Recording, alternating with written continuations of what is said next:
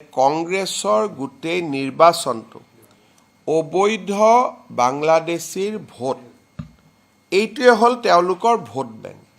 কিন্তু দুৰ্ভাগ্যৰ কথা যে অসমৰ মিয়া মুছলমানসকলে তেওঁলোকক টকা পইচাও দিব লাগে, চিটো ল'ব লাগে আৰু বিপদৰ সময়ত কংগ্ৰেছে তেওঁলোকক কোনো খবৰ কৰিবলৈও নাযায়।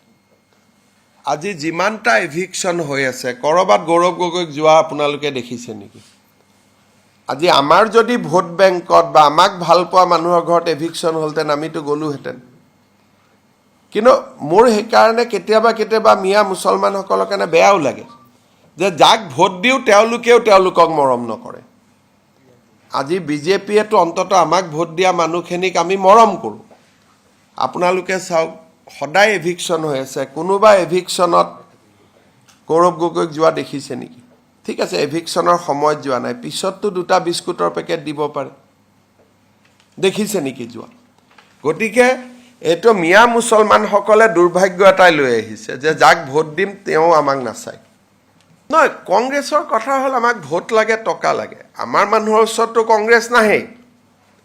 আজি চাহ বাগিচাত ৭৫ বছৰ জুৰি মাটিৰ পট্টা নিদিলে, বাগিচাৰ মানুহৰ ভোট ল'লে। অসমীয়া মানুহৰ ভোট ল'লে, অসমীয়া মানুহক প্ৰবঞ্চনা কৰিলে। এইবাৰ যোৰহাট সমষ্টিৰ মানুহৰ ভোট ল'লে।